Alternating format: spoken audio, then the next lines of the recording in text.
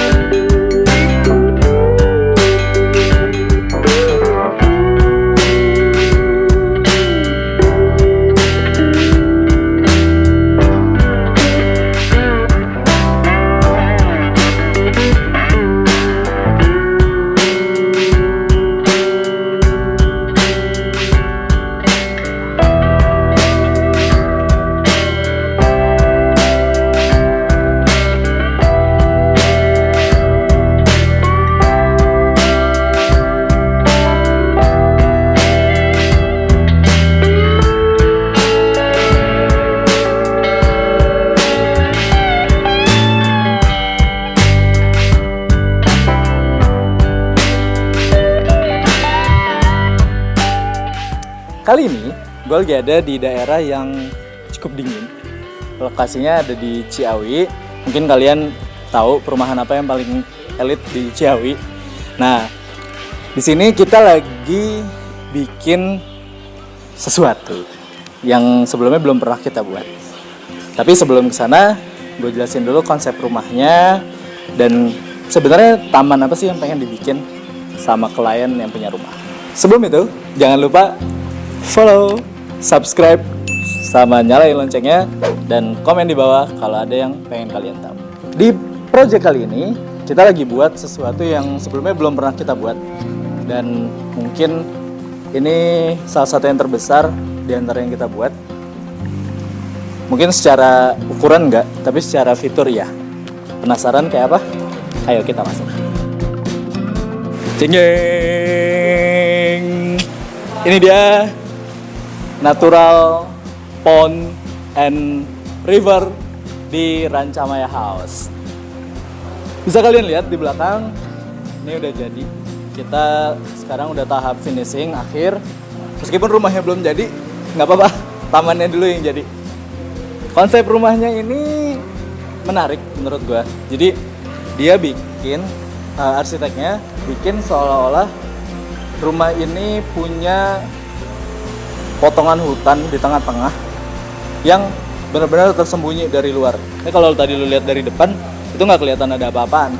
Tapi setelah kita masuk, ternyata di tengah ini ada lahan yang cukup luas, sekitar 7 kali 12 meter yang pengen dibikin jadi sungai sama kolam. Pengen lihat lebih dekat? Ayo kita masuk.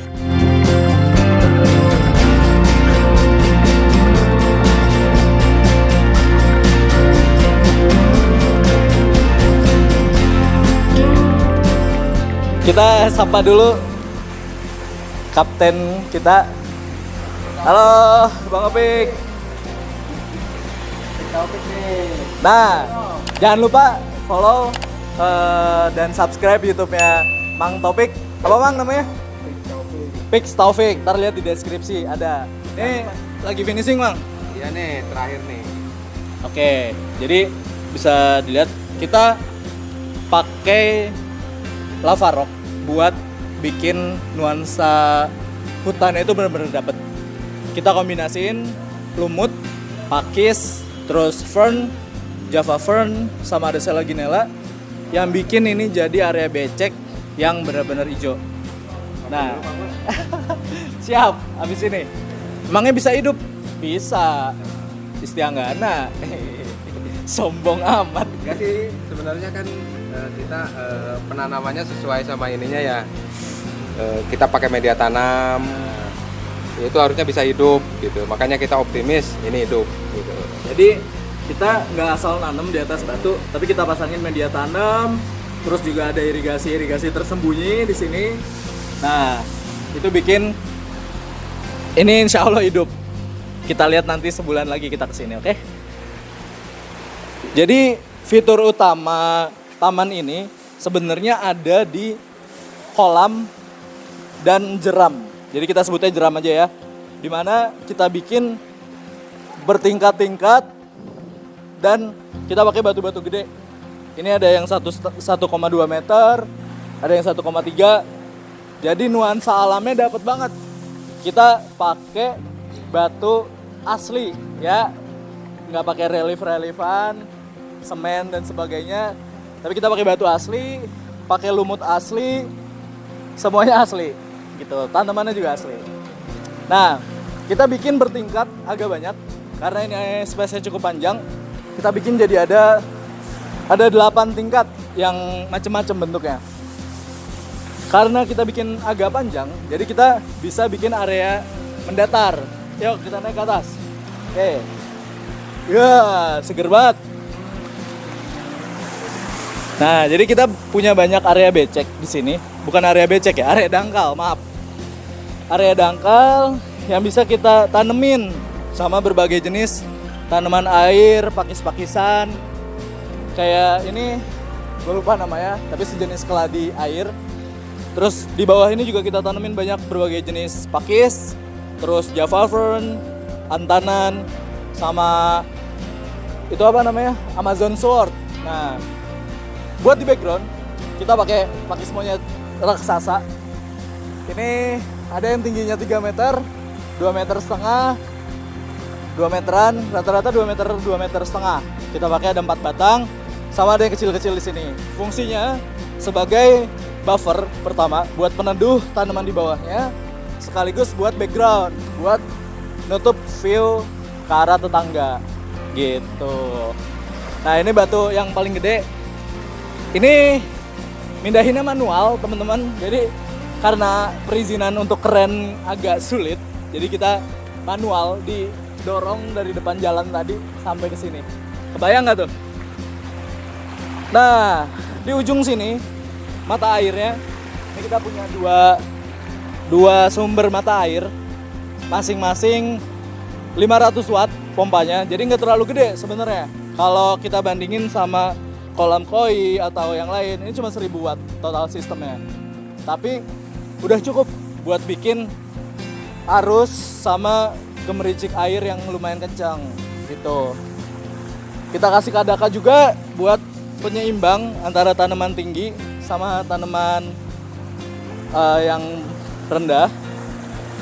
Terus di bawah juga nggak lupa kita kasih substrat campuran berbagai jenis batu dan pasir. Terus sama Java fern, ini cakep banget ternyata setelah kita tanam.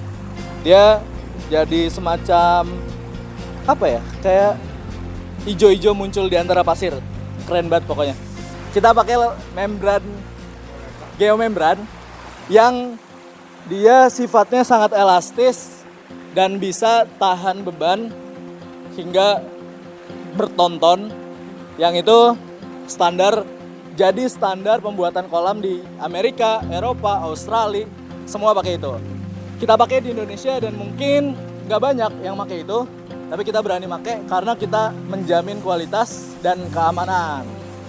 Secara konstruksi ini nggak pakai coran sama sekali, full cuma pakai membran, geomembran. Sampai atas kita cuma bikin dudukan aja biar si batu-batu ini nggak turun gitu. Sisanya kita pasang batu-batu seolah-olah ini adalah sungai beneran. Nah, kelebihan pakai geomembran adalah di keamanan. Jadi kalau tanahnya gerak, misal gempa, longsor atau apapun, ini nggak akan retak kayak pakai beton gitu. Jadi tanah ini cuma gerak, si membran ikut gerak di atasnya nih.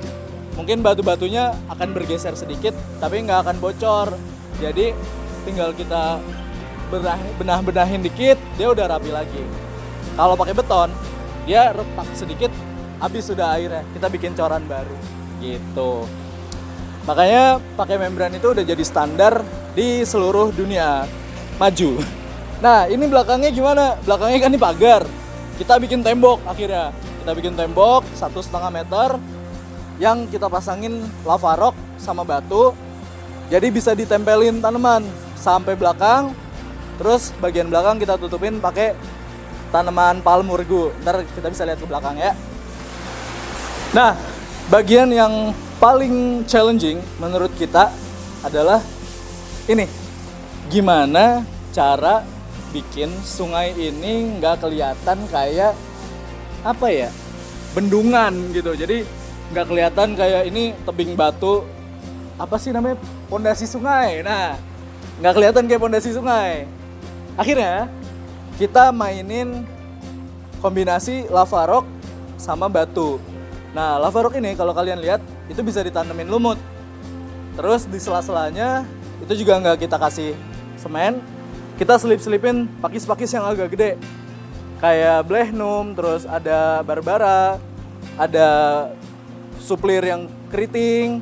Di bagian bawah juga kita kasih serap yang agak kecil biar balance antara batu sama tanaman. Jadi kalau dilihat dari samping ini tuh nggak kelihatan kayak pondasi sungai, tapi kayak tebing sungai gitu, kayak oh deh udah ada duluan nih sungainya daripada rumah ini. Jadi kesannya alami banget gitu. Nih full kita tanemin philodendron selum sama melo, yang gede sama yang kecil supaya balance menurunnya. Terus ada pakis monyet, ini masih baru ditanam. Nanti kita lihat kalau udah adaptasi dia. Nah, ini yang di belakang gue tanemin palm murgu. Ini dia bisa tinggi 2 meteran, nanti jadi cakep nutupin semua ke belakang. Jadi kalau dari samping ini tuh nggak kayak ada bangunan batu gitu, nggak. Jadi benar-benar kayak ada tanah naik yang itu jadi taman gitu. Apalagi kalau nanti pakis monyetnya ini udah bertumbuh daunnya, itu udah cakep banget. Makanya gue nggak sabar sekitar sebulanan lagi kita cek kesini jadi kayak apa hasilnya. Oke, sekian review project kita kali ini. Jangan lupa subscribe terus channel kita, follow IG-nya sama Jakarta Landscape, sama komen di bawah. Cuma nyebut dulu, dadah!